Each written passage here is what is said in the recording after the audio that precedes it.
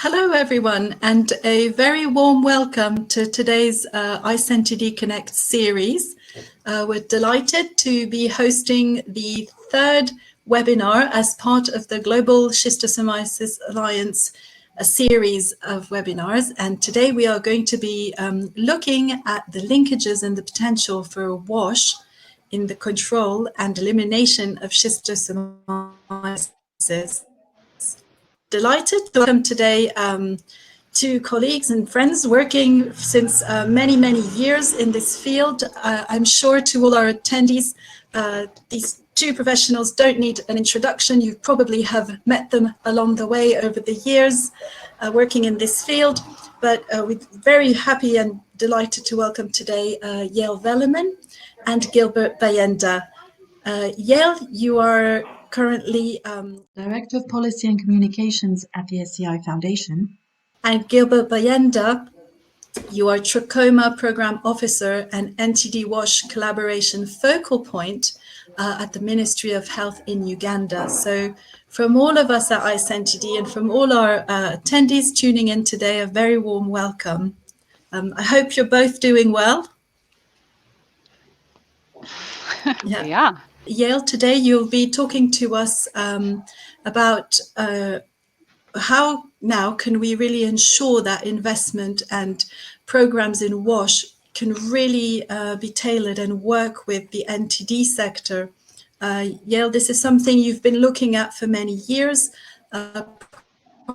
Prior to the SCI Foundation Water Aid, developing their programs and policy approaches in water sanitation and hygiene. And in addition to that, more recently, you were instrumental working at the World Health Organization to support its work on NTD and WASH collaboration, and also in publishing a very practical toolkit looking at the next steps on collaboration between these two sectors. Gilbert, you also have a huge amount of experience in NTD disease control programs.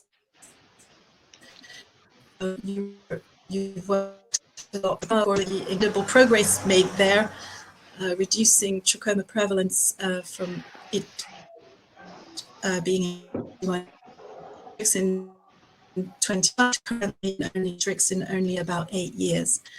So a huge commitment in both cases to this multi-sectoral approach and to NTD and WASH collaborations. It's a really interesting time actually to be looking at these issues. I think the whole COVID situation has really thrown in the limelight how we can never take for granted even major gains made in diseases. And again, as prevalence in trachoma, but also schistosomiasis comes down, of course, any gaps in the provision of WASH could in future easily lead to reversals of some of those gains. So a very exciting time to be looking at these issues. And so with no further ado, Yael, we'll hand over to you and to Gilbert to take us through some of your thoughts.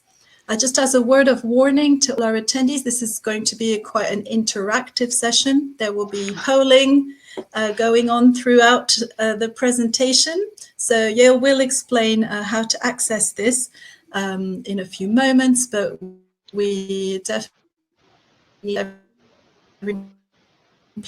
and so take a few minutes and moments to respond, and we will get a very exciting session there.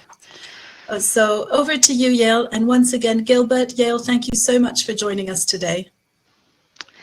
Thank you so much, Marianne, and hi everyone from wherever you're joining. Thank you so much for making the time today, and thank you, Marianne, for such a lovely introduction. Just by way of very quick introduction to SCI Foundation, you may know our name from when we used to be called the Schistosomiasis Control Initiative, formerly within Imperial College London, but as of late last year, we have been an independent organisation with a slight rebrand of SCI Foundation, and we work predominantly on prevention and control of parasitic worm infections, especially schistosomiasis, but also soil-transmitted helminths, and all our work is done in partnership with ministries of health in sub-Saharan African countries. So in the interest of everyone focused on the slides, I'm going to switch my camera off for now, but I will see you again shortly. So I'm hoping that you will let me know if you can't see the slides. But we're going to, first of all, have a bit of a warm-up, because I'm sure everyone is quite tired of webinars and just listening to presentations. So we'll have a little bit of fun and play a game.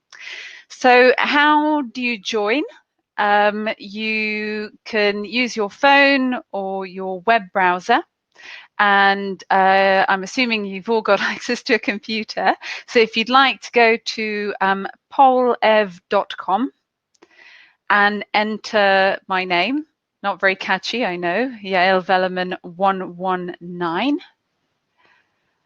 and wait for the slides to change. So I'll just give you a couple of seconds. And I'm also hoping that either Anouk or Katharina, who are on the call, will be able to also add these details onto the chat for us, if that's okay, so that we can see this when I change my screen.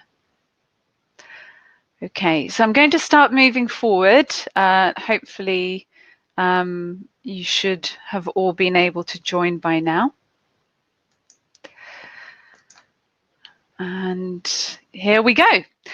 So this slightly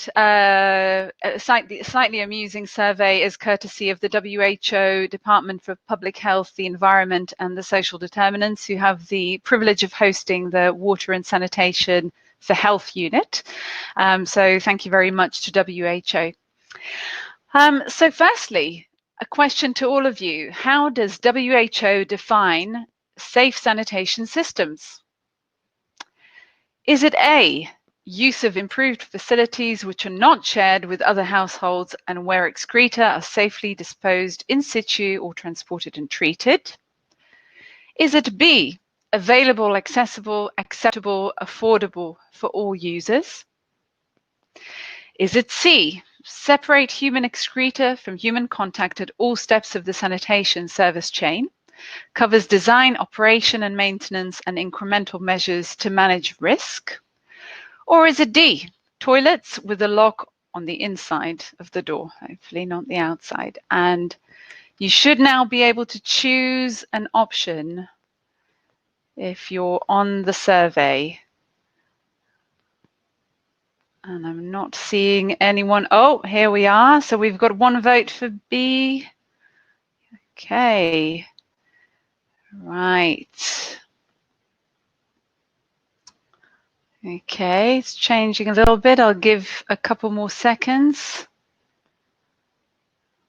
It's a stiff competition.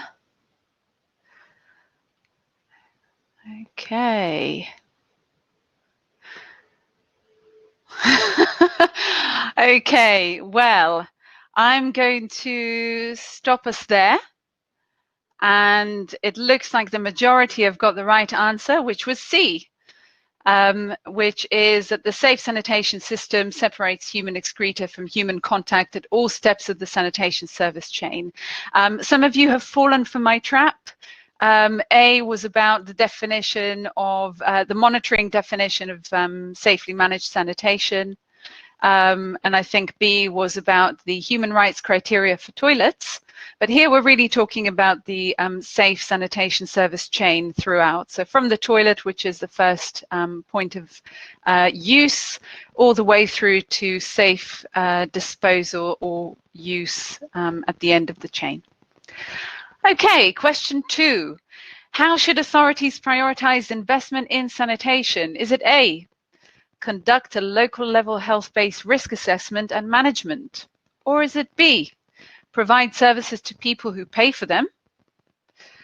Is it C, conduct an X Factor style competition between neighborhoods to decide where to allocate services? Or is it D, cherry pick, deliver services where it's easy and cheap? All right, what do you think? Over to you. Let's see. Okay, good. Some votes for A, I can see. Right.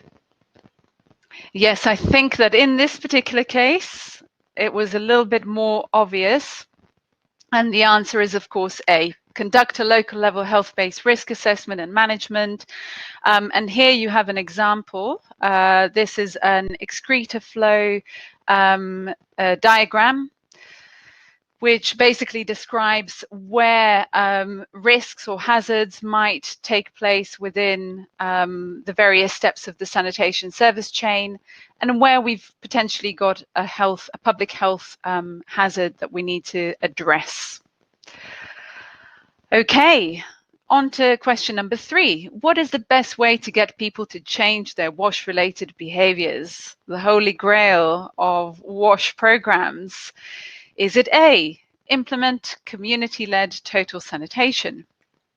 Is it B, explain to them how poor sanitation affects their health? Is it C, tell them what to do, and posters are particularly great? Or is it D, understand what drives behavior and design a context-specific intervention? And over to all of you. Let's see what people say. Okay, some votes for D. All votes for D? Anyone have a different response? Well, we obviously have a very, very smart audience today. You've all gone for the correct answer, which is D. Understand what drives behaviors and design a context-specific intervention. And this is something that we'll return to later on in this presentation. What you can see in front of you is an illustration of the behavior-centered design approach developed by the London School of Hygiene and Tropical Medicine.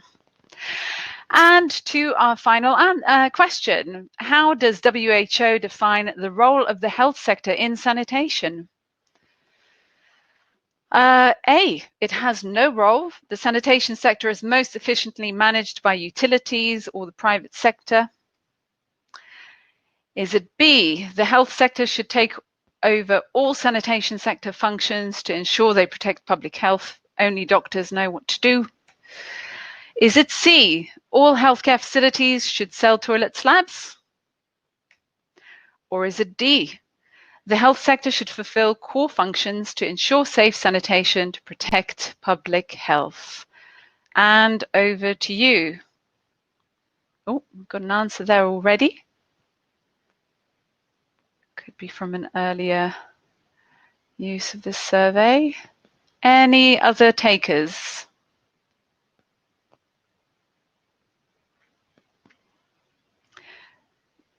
Okay. Got an alternative view. Well, whoever you are, you've obviously never came across Thames water, let me tell you. That's a London joke.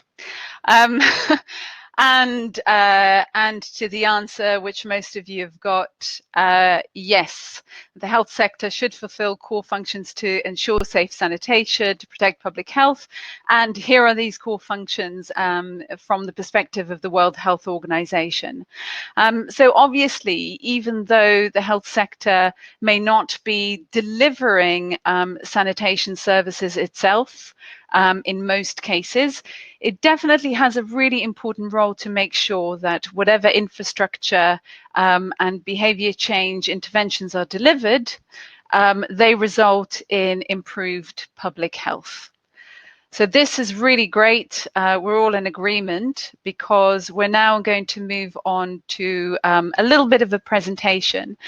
And what I'm hoping to cover today is a little bit about what we do know about the role of water, sanitation and behavior change in the prevention and control of schistosomiasis and hopefully the eventual elimination. But I also want to challenge a few of the assumptions that we may hold about what we can and can't do on WASH, and encourage a little bit of a discussion about the role that the schistosomiasis community can play in enhancing the WASH conditions in endemic communities, but also what SCI Foundation itself can do better, can do more of, etc. So really the key question that I'm starting with is, as health organizations and professionals, how can we help ensure that whatever investment goes into water and sanitation protects public health? I'm going to start broad and then gradually focus more on the issue. I'm really hoping that most of you are familiar with the slide in front of you. What we have here is a framework, a conceptual framework that was developed by the NTDs NGO network, or the NNN, back in 2016. And what this framework has tried to do is put on an equal par all of the different spheres of work that affect neglected tropical disease outcomes. So even though we know that treatment and care, or in other words, medical interventions, have been the very successful linchpin of NTD control programs over the years, in actual fact, as we move towards sustained elimination, we have to also consider behaviours, the environment and social inclusion equally.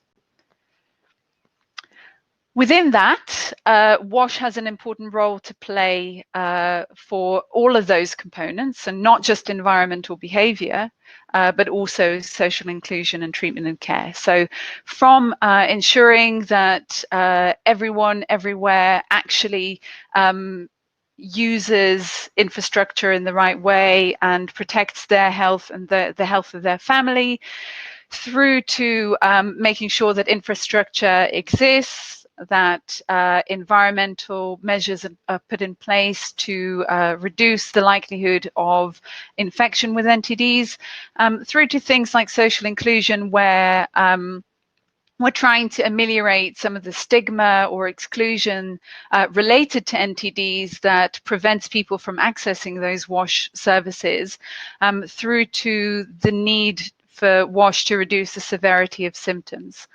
And then for treatment and care, really we're talking about the availability of WASH in healthcare settings and availability of WASH for self-care and rehabilitation. This is obviously a little bit of a challenge for many NTD control programs, and I'm sure we'll hear more from Gilbert about that later on. But this is obviously not easy to deliver. When I say this, I mean WASH. WASH is complicated. It can be expensive, especially when we're dealing with large-scale infrastructure interventions, and it really is something that needs to be viewed over the longer term, often beyond the planning cycle of most NTD programs. It obviously requires collaboration across sectors, which we know is always difficult.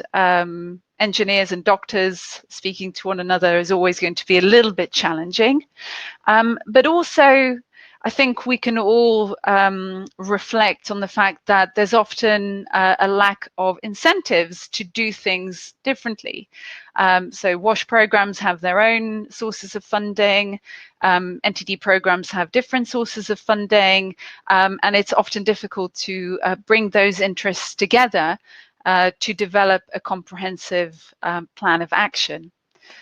And in a sense, the donation of drugs, which has been absolutely crucial for reaching a huge amount of our NTD control targets, can sometimes be a bit of a double-edged sword, because if we have a way of reaching lots of people with treatment, we may not be able to prioritize prevention to the highest degree.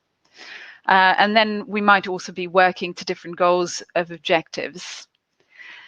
But partly there's also an issue with evidence on what works, which I will touch on in a moment. So there's been a lot of momentum. It would be unfair to say that nothing has been happening on WASH and NTDs, and there's obviously been a lot happening on WASH and schistosomiasis control as well. But again, going from a broader level to a more focused discussion on schisto, we have a global strategy on WASH and NTDs that WHO published back in 2015. They're renewing this strategy at the moment to fit within the target timeline of the new NTD roadmap up to 2030.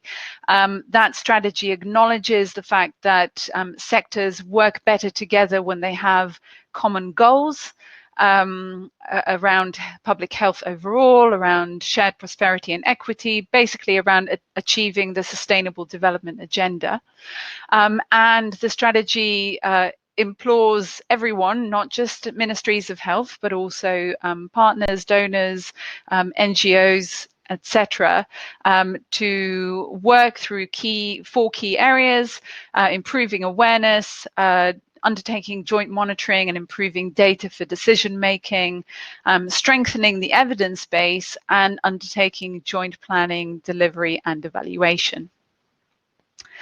And that all sounds great, but strategies are all very well without the actual detail of how that needs to work in practice. So as Marianne mentioned in her introduction, there's been a joint effort by the NNN and WHO to develop a toolkit called WASH and Health Working Together, which really takes that very lofty ambition of the global strategy and tries to break it down into step-by-step measures for creating partnerships between NTD, WASH, education, and other stakeholders to implement comprehensive NTD control and elimination plans within a health system strengthening framework.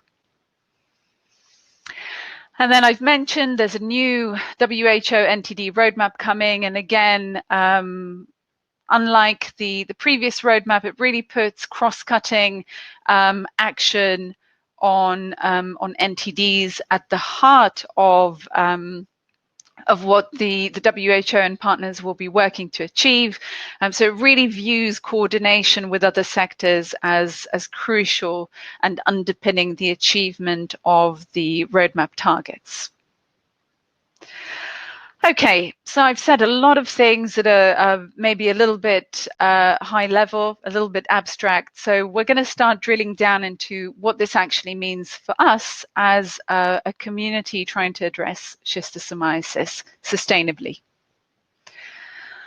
So we'll start with the limitations of what we're currently doing, and I'll just credit the Ministry of Health from Kenya for the graphs you see in this slide. So here we're seeing something that's quite typical of the schistosomiasis prevalence situation in a country. So you can see that infection prevalence and the prevalence of heavy intensity infection reduces after treatment, and then it bounces back sometimes to the same levels as pre-treatment, sometimes to lower levels, but still we do see a significant amount of bounce back.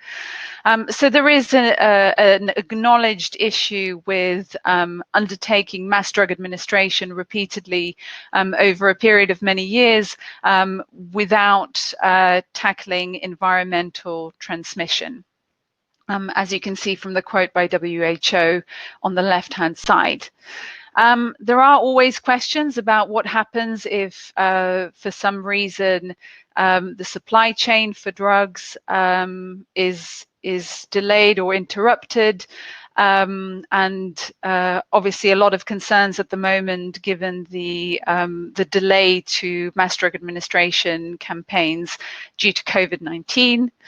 And as most of you know, most treatment campaigns for schistosomiasis take place within the school-aged children group until we have a pediatric praziquantel formulation ready, which I know is in progress. And often this might miss other age groups, so preschool-aged children and adults. So, okay, is WASH the answer? And this is a bit of a complicated question because we know that schistosomiasis is a difficult disease with a very complex epidemiological profile. And within 2 weeks of joining SCI, I sort of wished I stayed in Trachoma. Because it's a lot easier to understand and you're not dealing with that many species. Of course, I've changed my mind by now. But it is complicated, and I think that one of the issues is that it's highly focalized, and also that we're dealing with different species with different behaviors, and that we actually don't need a lot of transmission to happen for the disease to be sustained. So it's enough for eggs to be occasionally discharged into surface water. If we've got the right environmental conditions and we've got the snails, we will have continued transmission. And also the transmission cycle tends to differ a little bit, and you can see in this picture we've got various transmission contexts. We've got rice paddy fields, we've got very small ponds that are sometimes seasonal. We've got big water bodies like lakes, and we increasingly see an issue of hybrid species, so animal-human species that are infective to humans, emerging in many places. So that obviously creates a bit of an issue in terms of control. What does the evidence base tell us? I won't go, you'll be relieved to know, I won't go into a lot of detail here, but we do have a couple of systematic reviews to look at. So we've got Jack Grimes et al. From 2014, showing that there is an association between levels of access to water supply and sanitation, or low access, and schistosomiasis transmission. But it does acknowledge that most studies are of poor quality. So going back to what I mentioned previously, we don't have a lot of evidence that is considered high quality from a medical hierarchy of evidence perspective. And then we had another systematic review in 2017 by Freeman et al. That looked specifically at sanitation. So again, we're seeing association, but again, there's a lot of heterogeneity across studies and no intervention studies either. Credit here to Dr. Michael Templeton and the WISER project at Imperial College. They've done a systematic review looking at water treatment and are doing a lot of fantastic research on this. But again, this throws up some issues around quality of data, and they did suggest that the strongest association for schistomansini, which is the intestinal form of the disease, and water contact rather than sanitation. So what does all of this mean? And you can already tell that we have some problems here, not just in terms of the quality of the evidence, but also the lack of evidence on what kind of interventions work best for controlling schistosomiasis from an environmental perspective. So for me, it raises more questions than answers. So water contact, you will have noticed that this is not always relevant to WASH interventions. So if we're focusing on water supply in the home mainly, or even in schools and healthcare facilities, which is what the WASH sector tends to focus on, that still doesn't prevent people from contacting surface water for recreational purposes, for fishing, for example, and many other purposes that are perfectly valid. So a fully safe piped water supply everywhere is not going to stop contact with contaminated water fully. Exposure usually doesn't take place at home because that's not where the surface water is. So because most WASH interventions take place at the household or community level, this may not actually address contamination and infection at the water body level. We don't really know much about whether hygiene matters or not. Does soap stop infection? With water storage and treatment, there are also many issues. We don't know about animal excreta. Is it important? Isn't it important? And I know Joe Webster from the RVC has been doing some fantastic work on that. So there are many issues, and I'm conscious of time, so I'll move on a little bit to what we're trying to do about this. And this is where all of you come in, hopefully, with your comments and questions. So the first step is to try and fully define what the challenge is. So for me, and I suppose for SCI Foundation, the first question is, which context-specific interventions are required to achieve the necessary levels of access to infrastructure and therefore reduction in transmission? We also want to know what are the most effective behavior change approaches. Obviously, just telling people don't go in the water is, as you remember from one of the questions earlier, is probably not going to work because they have good reasons to go in that water. And then a more internal question, what role can and should SCI Foundation play in supporting WASH collaboration? We are not WASH implementers, but what should our role be? So the first step in trying to answer this was to try and develop an approach to all of these issues. And this discussion paper is now online on the schisto.org website. So I hope you will go away and read this after this webinar.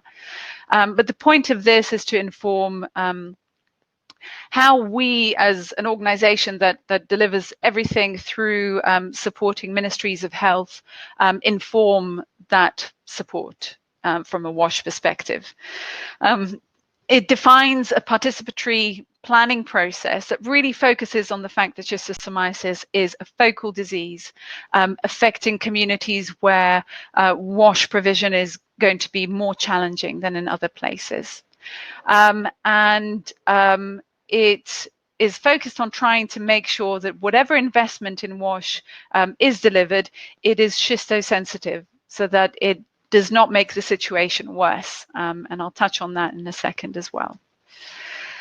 The approach is comprised of 3 key steps. So first of all, actually understanding who the people are who we're trying to reach, undertaking a participatory process to understand what they want, what they need, and what their agency is in changing their situation, and then supporting the implementation and behavior change process. And we're making a distinction here. And again, this may not be as specific as it needs to be, but already from the start, we're saying it's going to look quite different depending on the type of context we're in. So an itinerant fishing community is going to have very different needs to an irrigated agriculture community. And sometimes there's quite a lot of overlap as well. In terms of behavior, we're trying to be a bit more specific. Instead of saying that behavior change messages need to look the same and be communicated in the same way to everyone everywhere, we're trying to be a little bit more specific. Who is actually transmitting and who is being exposed? They may not be the same people, and therefore the behavior change approach is going to differ between those 2 groups. What are we trying to achieve? By doing this kind of participatory approach and identifying the risk, and partly this is about actually sitting down with the community and mapping where the risk is coming from. So where do they go? What water they come into contact with and why? What access do they have? And what's the likelihood of that changing? Then identifying the specific target areas. And then engaging other sectors, and particularly the role holders for WASH provision, and Gilbert will say more about that, and then undertaking a truly joint planning process and delivering joint interventions. This is just to give you a bit of a glimpse into the detail of the discussion paper, but I won't go through all of this. But this is just to say that there are some things that we can say very clearly about how WASH infrastructure and behavior change interventions can be made more schistosensitive. So, for example, in places like fishing communities or landing sites, where the ground conditions are either too swampy or too rocky to implement the usual WASH low-cost approaches like pit latrines, the simple approach needs to be don't implement that infrastructure at all, and try and put something in place that's a little bit better. And we are already seeing that approaches that are very prevalent in the WASH sector, such as community-led total sanitation, may not be ideal for the schisto-endemic communities that we have in mind. This is just to give you an example of what a setting profile would look like. And I'm just rushing through this, but you'll see that on top of the previous considerations that I mentioned, there'll be other specific ones to this given context. And that is basically where the schistosensitive WASH investment comes in. And I'm now going to be a little bit quiet, and I will hand over to my wonderful colleague, Gilbert, to talk you through what we're doing in Uganda. Over to you, Gilbert.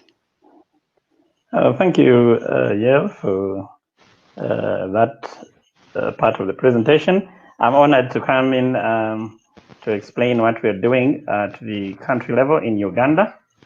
So the Ministry of Health has the Division of Vector-Borne and Neglected Tropical Diseases that looks at most of the interventions regarding neglected tropical diseases. And as part of that initiative, the ministry adopted the WASH and NTD toolkit.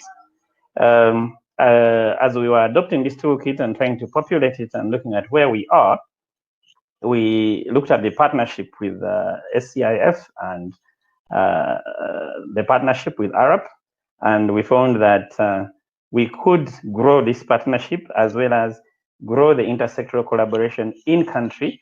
So the photograph that you're looking at is you've got Ministry of Health together with the Ministry of Water and Environment, who are charged with provision of water and sanitation facilities, and then the Ministry of Health that is charged with NTD coordination and all the interventions that require treatment, BCC, IEC. Then later on, we also approached the Ministry of Education and the ministry.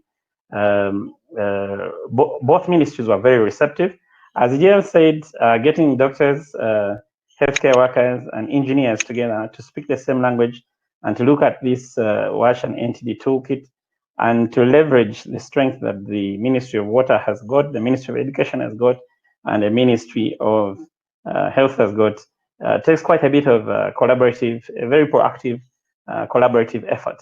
So we were glad to host the team from SCI and Arab, and we looked at the national level where we advocated for this collaboration as well as the NTD toolkit.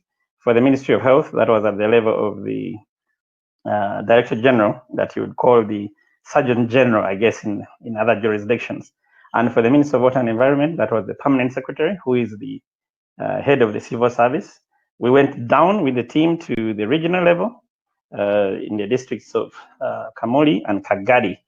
And the issue was to look at how we can go about a pilot in partnership with Arab.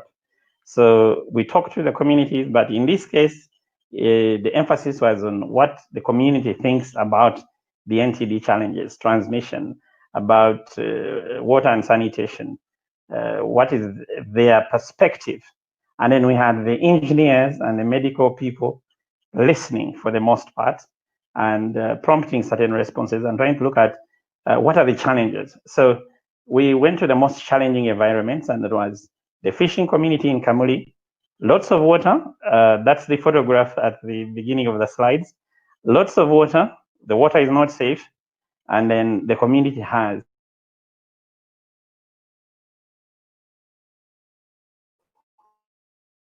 then this is a community that had achieved latrine coverage of about 82%, as the leaders told us. And then you get a rainstorm, a very bad rainstorm, and that is cut into by more than half. So the team looked at what are the innovations, what is the community perspective, what innovations can we bring, what partnerships can we leverage to ensure that we improve WASH. At the same time, the data from neglected tropical diseases, especially schisto and trachoma, and the data from the water department can be evaluated, and we can look at how the two can work together to ensure that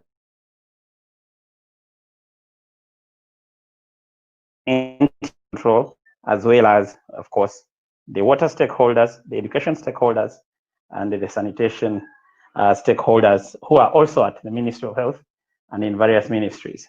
From that community in the east, we moved to the extreme west, where the community has multiple water bodies. And the community had a lot to say with regard to what they thought would be appropriate to strengthen the effort of ensuring that they've got more WASH infrastructure, more access to WASH, utilization of WASH, and also what innovations, if any, that the engineers could help them with, because they had their own ideas. The engineers and the consultants had their own ideas, so trying to find common ground. And we talked to each other, go to joint planning meetings.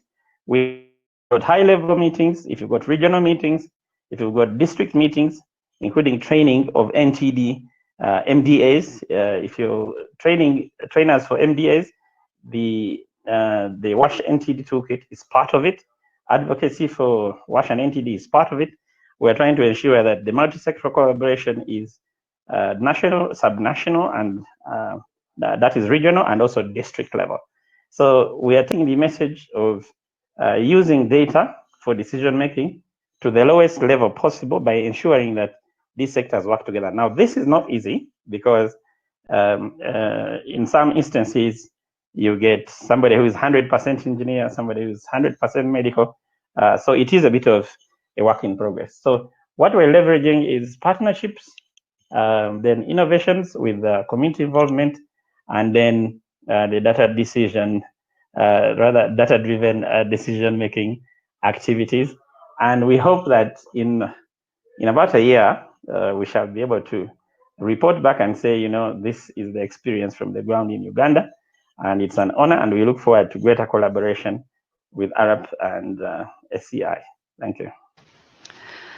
Thank you, Gilbert. That was brilliant, and your leadership and the amount of WASH championing you do is really fantastic and really inspiring. Thank you so much, and it's great to be able to collaborate with you. Okay, we're now on my final slide. Just to give you an update on what the next steps are. So as I've mentioned, this is the beginning of a process for us, but we wanted to get the approach paper out so that people can engage with it and tell us that we're wrong and we need to start from scratch, or hopefully just adjust our approach a little bit to make it a bit more successful. We also have an internal reference group from across all the different teams at SCI to make sure that we're embedding whatever approach we finalize. And following the collaboration in Uganda, which, as you can imagine, has been slightly derailed by the COVID pandemic, but we hope to be able to get it off the ground soon. Following that, we will be doing a lot of learning from that collaboration. so that we can begin to respond to demands from other programs on how we can support a more comprehensive approach to schistosomiasis control. There are a few references here which maybe we'll be able to circulate afterwards. And on that note, I thank you very much for listening to us, and we'll hand back over to Marianne for a bit of a discussion, hopefully. Well, a huge thank you to you, Yael and Gilbert. Thank you so much for taking us through this really comprehensive overview of what are some of the gaps, but also some of the very strong opportunities here for WASH and NTD collaboration. In particular, given the new WHO NTD roadmap up to 2030, I think you've really outlined there, without a shadow of the doubt, what can be done in terms of the 3 pillars, the kind of turning points that we find ourselves at. Pillar number 1 being accelerating programmatic action.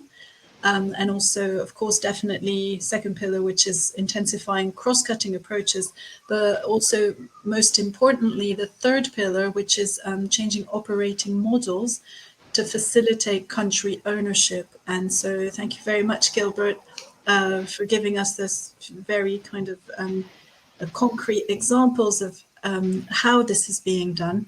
And Yael, again, for this broad framework from the very kind of concrete examples in field all the way to the best framework to sort of fit this into a much wider sustainable development goal kind of thinking. So you gave us lots of food for thought, but we were ready for that thanks to the poll. I think everyone was switched on.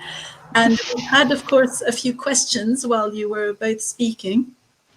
And interestingly, I think the audience is asking you the questions that you were asking them throughout the presentation. So maybe this can be a really nice kind of two-way dialogue as much as possible. Of course, there's a huge amount of experience amongst our attendees as well. Lots of people tuning in from around the world, both on the research side of things, but also on the programmatic level, lots of colleagues from the Ministries of Health. So this should be really exciting. So first and foremost, I think one of the big issues that you raised, Yael and Gilbert, you also gave us some good ideas there, but we had a question here from Madi Barani, and Madi's tuning in from Iran and was really asking about the million-dollar question, which is, so what in your opinion are some of the best approaches in science communication and education around all these issues? So Mehdi was asking his question particularly in context of transhuman or nomadic populations who often share water sources and can, of course, provide a very important source for the intermediate host for schistosoma. But in your experience or in your view, what would be some of the best community engagements and science communication initiatives out there that you've seen? So the easy question first. That's great. I think I have some thoughts, but I know that Gilbert has spent a lot of time in the Karamoja region of Uganda, so he may have some more concrete insights, and then I can add to those. Thank you. Wonderful question from Madi in Iran. Definitely nomadic communities pose a challenge because if we're talking about communication, getting to them is a challenge. The language and dialects are pretty different. Most of the time we assume that the health workers can effectively communicate to these communities, but we found that even they've got sub-dialects depending on which, like in our case, which clan you're talking to or which subgrouping you're talking to.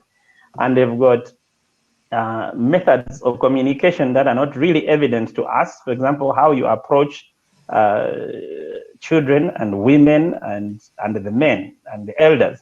The elders take all the decisions, and the ladies, the women, run the homes. The young men go and water the animals. So that's the issue. Where we got to prioritize who gets access to water during the dry season, especially with climate change issues. You're going to have the people that are responsible for the livestock saying, livestock have priority. And then you're the health worker and you're saying, the children have priority or the women have priority. And then there's the danger of transmission at these water sources. And then you're saying, don't get into the water source in such a way. And somebody's going to say to you, we've done that for hundreds of years, thousands of years, and we are fine. So definitely the involvement of the leadership, especially in nomadic communities, is very vital. Our ability to forecast movements. We've got large communities that move at certain times of the year, depending on availability of pasture and water. So when do we anticipate that they will be moving? How do you maintain communication or care or NTD information when people are on the move? How do you get to the most isolated communities? We've got something that I found totally surprising, livestock on a mountain, So up on the mountain, again, the water supply is a bit of an issue. And then they are there for security reasons. How do you get to them? So these are the issues that we are going to discuss with the community. These are the issues that we've got to innovate around. And these are the issues that we're looking at. This collaboration, how does everybody bring their best foot forward? The communicators, the water people, the health people. So it is still quite a bit of a big challenge, but something that we're working towards. Thank you. And if I may add just a couple of points to everything Gilbert has just said, which I obviously agree with, I think the real principle always has to be ask them. I don't think that I can ever pretend like I've got the answers to any of these questions, and providing water and sanitation access to nomadic groups is a challenge that the WASH sector has been dealing with for a very long time. But I think that there are some very interesting occasions where organizations, for example, like WaterAid, where I used to work, have actually sat down with nomadic groups and asked, what would work for you? What would you be willing to use?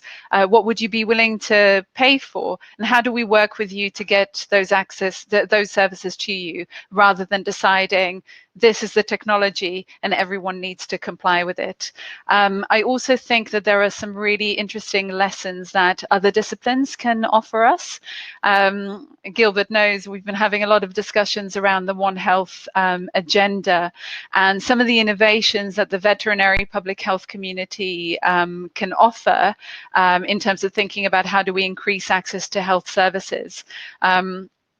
I think that it's probably correct to say that a lot of nomadic groups prioritize livestock as the main source of livelihood and income.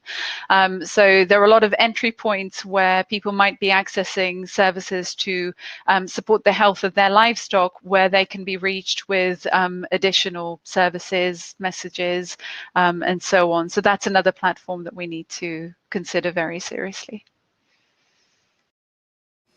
Brilliant, thank you very much. Of course, there was also a comment here by my colleague Cameron Rafiq, and he himself actually went out into Uganda, Tanzania, Ethiopia as part of a team that was marrying developmental theatre with public health and using the kind of informal settings of theatre to open up these dialogues, whether it be with nomadic communities or just kind of other communities, fishermen and so forth. And there's been some really interesting kind of insights coming out of that. And so I do invite you to visit the Acting for Health website. A lot of work specifically in the field of schistosomiasis, in conjunction with some of the colleagues who are actually right here tuned into this webinar from the WISER team, University of Glasgow and so forth. And also one thanks I forgot to give at the end of your presentation was to Anouk Gouveras from the GSA, who has all the way through been sharing some incredibly useful resources, and including right here a collection of resources, manuals and papers related to behavior change and schistosomiasis. So those links are all found in the chat. So Anouk, thank you so much for keeping us on the right track throughout. So whether you are looking for the discussion paper by SCI Foundation or some of the previous papers mentioned by Yael and Gilbert in their presentation, it's all the links are there. So a huge huge body of work there. Kind of building on this theme, as you say, Yael, the easy one right from the start, easy topic from the start. We had a question here from Stephen Brema, which asks, and Stephen Brema works in pest control, is based in Canada, and is asking, to what extent are the communities aware of the interactions and relations among BEST, so among the different areas of the BEST framework?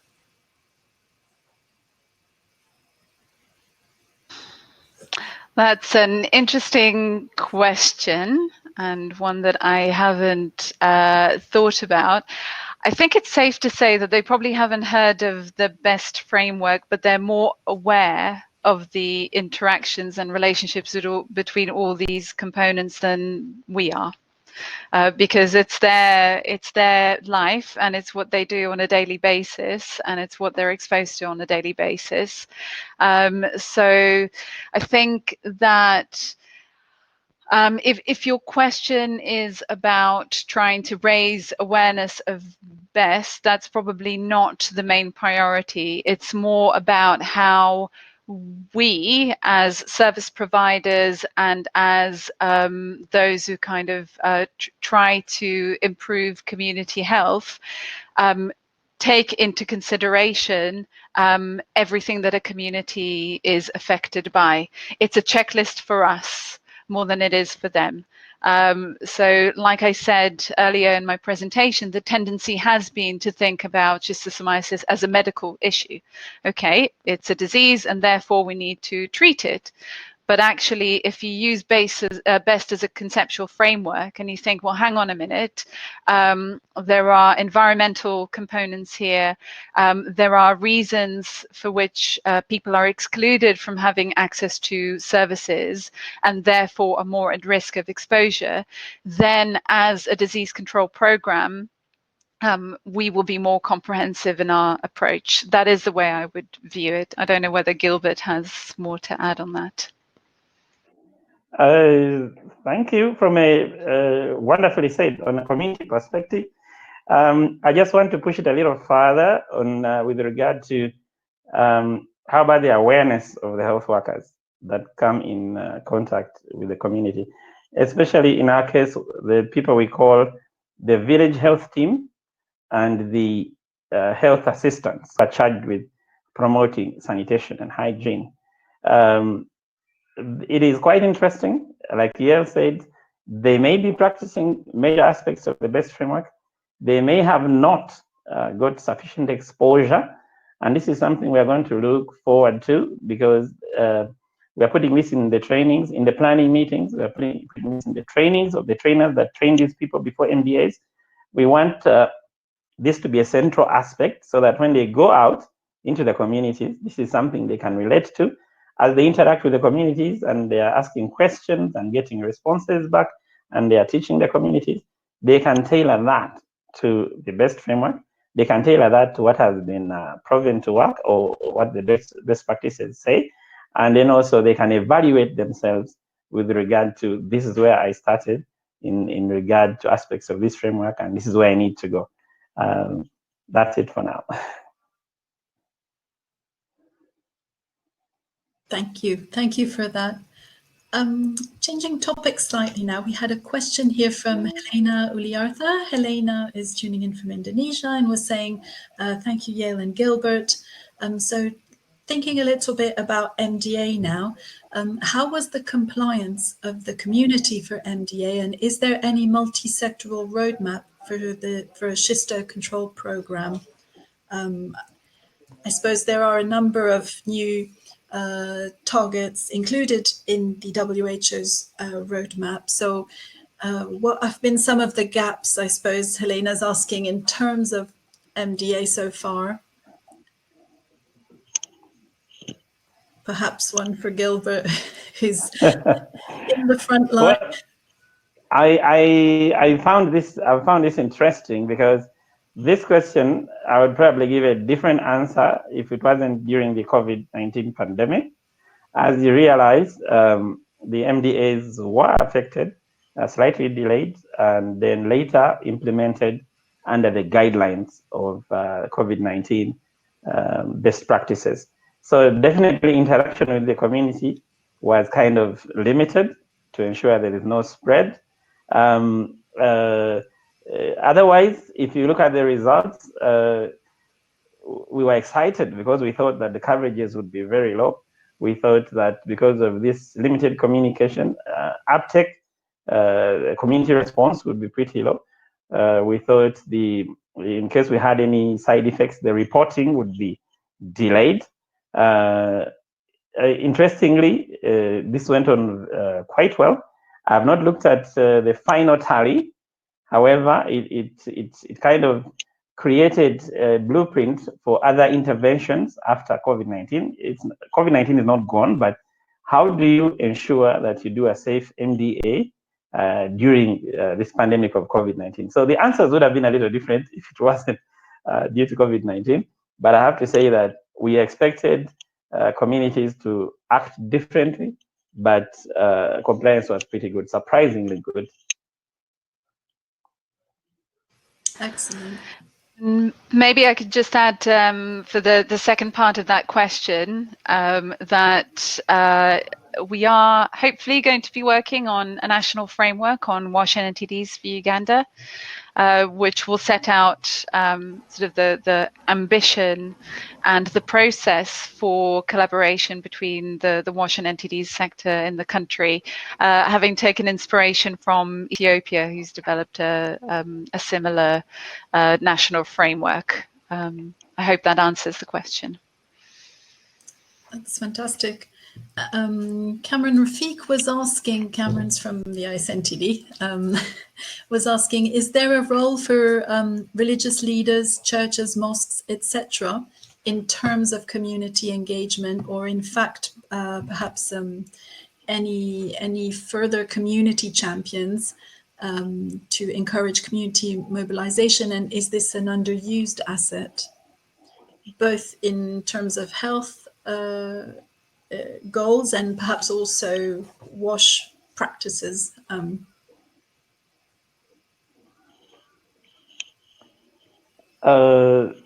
I could go first.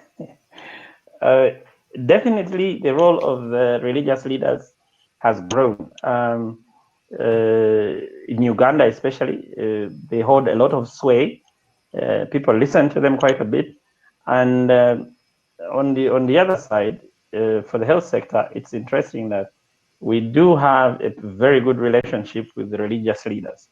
Of course, there will be a few that have their own interpretations of medical care, but those are really in the minority. The majority of the religious leaders are willing to carry health messages. They are willing to participate during advocacy and sensitization.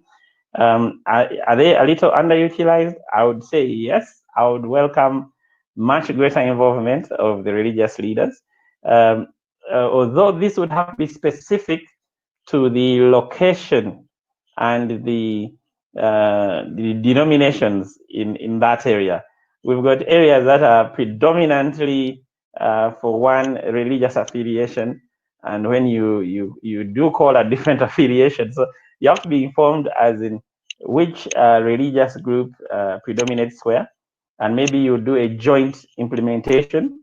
They do have joint religious councils, possibly go through that, and then be sensitive to the religious and cultural aspects of communication as well as implementation of these WASH as well as MDA as well as all the health interventions that we intend to implement. So basically that's the situation for Uganda.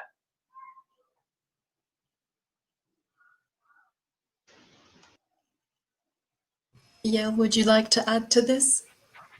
I think that was the expert response. Excellent. So moving slightly on to the problems posed by internally displaced persons. So we have Faith tuning in from Nigeria, and Faith was thanking you both for a wonderful presentation. Faith is asking, a major blow to the efforts of governments, organizations, agencies in the control of schistosomiasis in Nigeria, for example, has been the rapid increase in the number of internally displaced persons due to insurgencies and insecurities. The effect of congregating large crowds from different endemic areas or dispersal of persons from hyperendemic areas to less endemic urban areas has really stalled the efforts of WASH and other control measures. In this context, how do we re-strategize to combat schistosomiasis? Thank you. And that is a major question given the incredible number of displaced persons worldwide, and I suppose not just for schistosomiasis, but also the many other diseases and health issues faced by these persons. But perhaps you have a few insights into this. Wow. So yeah, we're getting all the easy questions today. Yeah, right. I mean, I don't know that I have a real answer. All I can say is that, and I think we've got Dr. Nebe Obiajeli from the Ministry of Health, the Federal Ministry of Health in Nigeria, on the webinar today, and I know that Nebe's been putting a lot of effort into enhancing cross-sectoral coordination on WASH and NTDs within Nigeria. And the federal ministry has formed a coordination working group and is working also to develop a sort of national framework. So my only kind of suggestion or possible response is to say that for schistosomiasis, because we are talking about such a focal disease that is driven by the specific context, that will require a very specific discussion within the broader WASH and NTDs coordination agenda in Nigeria. I know it sounds like a cop-out, but it will take a while to break down this question and give it a thorough response. Gilbert, I don't know if you've got any reflections from the experience of IDP settlements in Uganda. Interestingly, the IDPs, the technical IDPs, they reduced because there were so many during the war that subsided about more than 10 years ago. So then you had the internally displaced people because of war. There are some movements, some population movements because of climate. And although our biggest challenge right now is the biggest population movements are actually because of refugees, because there are more than 1 million. I have to say the refugee response has been addressing WASH pretty nicely, because when you go to the refugee settlements, again, it's a place that I would visit quite a bit, because in the line of NTDs, as we're trying to get to understand transmission of NTDs in the context of large population movements, and we focused on refugees. There's been quite a bit of work. Again, there's lots of partnership in the refugee response effort, which is coordinated by the Office of the Prime Minister, and then the UN agency, UNHCR. There are quite a few WASH partners working in that sector. Definitely, the experience of the refugees is a little different from IDPs, and we do not have a lot of IDPs, but definitely this is something to look into with regard to making sure that we do not have a lot of exposure due to large population movements. Thank you.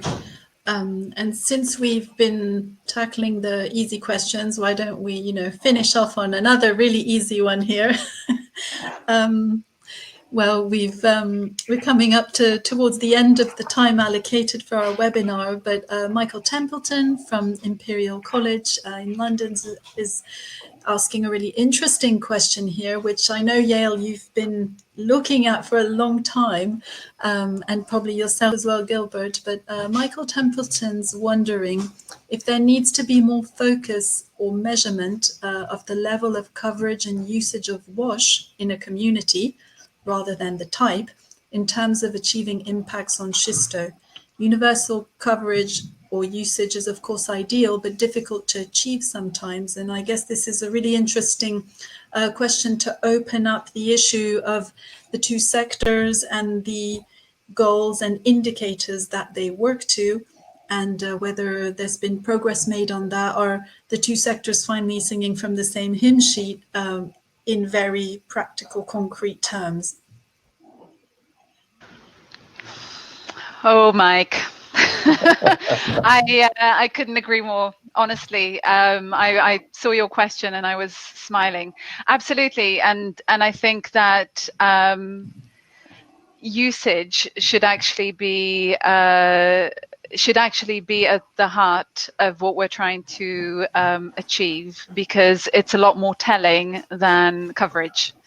And especially for schisto, because we are really talking about what happens away from the household. So knowing that a community has got 100% coverage of basic sanitation tells us nothing about the risk of exposure, especially if they're being exposed 6 kilometers away from their home, which is the situation that we saw in Kagadi district. Well, in this particular community, they didn't have good access either, but it wouldn't have mattered. Even if they did. So it really needs to be about what is happening on the ground and what is happening near contaminated surface water. That obviously presents really major challenges for monitoring and evaluation of programs. Usage is really, really difficult to estimate, but I think that shouldn't deter us from incorporating usage indicators into monitoring frameworks. And even if the data that we have is not 100% representative of the entire community, it should at least give us an indication as to whether or not something is going wrong along the chain. And that information can also be triangulated with other methods. So contact site observation is probably easier than undertaking household observations of sanitation behaviors. So that's definitely something that can be considered, even though it costs money. So we'll make monitoring and evaluation a bit more expensive. And there are probably other ways that we can check to see whether we have a problem in terms of usage, using some of the other rapid methods that Imperial College and the Natural History Museum are developing at the moment. But yeah, in short, I agree with you. And I think that the indicator menu that's provided in the WASH and NTDs toolkit is a very useful starting point. Yeah. Gilbert? Thank you. That's going to get a strange response from me, because my colleagues in the sanitation section, it's a section of the ministry, have been trying their best to address coverage and then think about access. And usage has been kind of a little far-fetched. However, it is something that interests all of us. It is something we are excited about going towards. Because even if we got initial data regarding usage, that would be really exciting. It is something to work towards. And I'm told you just said you're developing something that we can use. Probably we will use this in the pilot as well. If it's possible, if it's ready by then. Such information will be definitely exciting for the decision makers and the policy makers, but we do not have any data on that as yet. But yes, we would like to have some information regarding usage. Thank you. Excellent, thank you. And you started off the session by giving us something to think about and to interact with, and perhaps it would be great for us to conclude the section with you giving us as well some homework. So there's a very kind of captive and qualified audience here of professionals in WASH and NTD, and of course in schistosomiasis. As you've said, and as Anouk has also pointed out, the NNN conference is coming up, and there will be a WASH-focused session there as well. So, Gilbert, Yael, what would you like us as a community to do now? What ideally would be the next steps, and perhaps what could we bring to the NNN meeting? What can we start to think about? Or maybe beyond that, what might be some of the technologies or some of the research gaps that you would like to see filled in this collaborative space between WASH and NTDs? Well, that is a great question, Marianne. I'm going to, maybe I'll try it first because I always like Gilbert to have the last word. Homework. So I do think that I and SCI and the Schisto community overall needs to be challenged on this issue. I don't think any question is too hard. So please do read the discussion paper and let us know what you think. And if you have suggestions, whether it's approaches that we should be using or any experience that you've had, especially in some of the really difficult situations and contexts, please do reach out, especially around nomadic communities, because that's a big challenge. But thank you, Marianne, for plugging two very important things that are going to happen. So as you said, the NNN virtual meeting is happening in September, and we're very excited about it because the fact that it's virtual means that anyone can join and it's free. So even people who don't normally come to the NNN can be there and contribute. And we're going to have a session which Gilbert will be speaking in as well. And it's about translating research and evidence into practice. So it's all about what we've been discussing today. In addition, there's going to be a really exciting process starting within the next month or so, co-led by WHO and the NNN WASH Working Group for developing a research agenda on WASH and NTDs. It will be a multi-stage consultative process open to anyone, so please keep your eye out for information about that coming through to your inboxes very soon. And I'll hand over to Gilbert. Thank you. The homework, I probably have lots. I would start with sharing innovations. If somebody has something out there, especially for fishing communities, for very weak soils that collapse after a storm, for the IDPs, however small that innovation has been, please share it.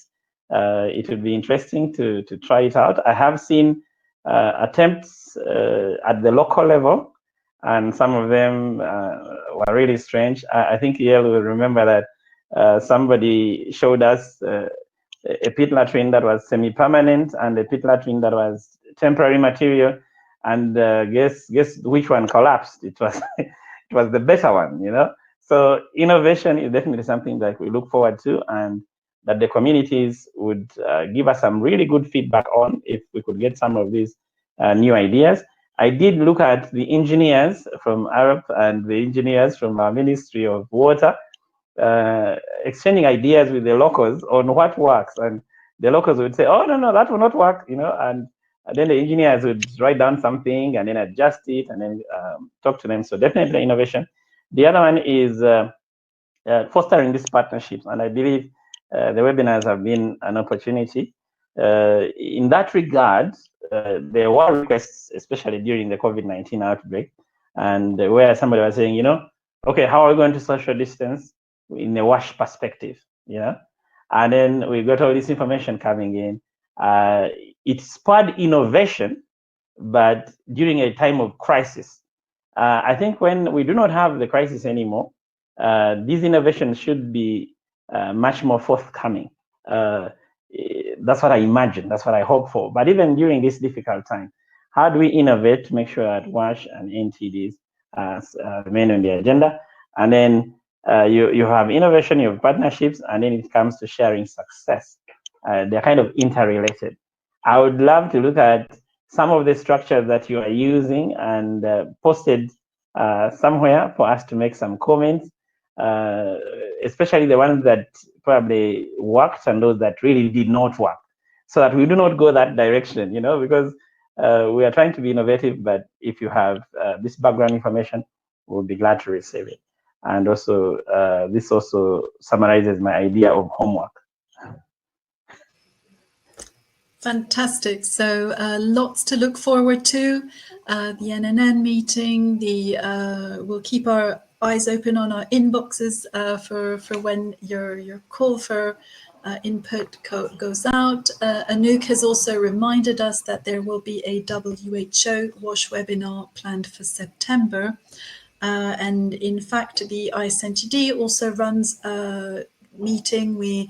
Our network tries to meet at least once a year based on themes. So last Thursday, instead of a Connect, you may have seen, or you may even have joined into our ISNTD Bites, which is our 8th annual vector control meeting, a whole day of virtual meetings. So for the very dedicated ones among us, and again, coming in the autumn will be our 7th annual ISNTD Water, where again we mix innovators, kind of the technology side, but also the research community, NGOs. So a lot to look forward to in the autumn. Yael and Gilbert, thank you so much for highlighting the really burning issues right now in terms of schistosomiasis control, but also really what to think about in terms of the next steps for these two sectors collaborating ahead of all these events coming up in autumn. And so I just wanted to join and echo some of the thoughts from our attendees. Faith Folahan from Nigeria was saying, thanks for this great webinar. Dr. Nebe, that you mentioned, Yael, was saying thanks. It was a great webinar. So unfortunately, Dr. Nebe had to leave, but you've had a lot of thank yous and a lot of congratulations from our many attendees. I just forgot to mention that there's been a lot of comments as well from Ivana Haluskova-Balter. Ivana, sorry, there wasn't an actual question, but thank you so much. You've really commented on a lot of the issues. So if you have time, please do go have a look in the chat for some of those interesting ideas you've been sharing with us. And so on that note, I just would like once again to thank our speakers.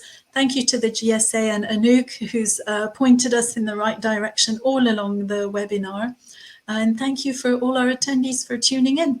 And we look forward to speaking with you all very, very soon and meeting for our next ISNTD Connects as early as next week.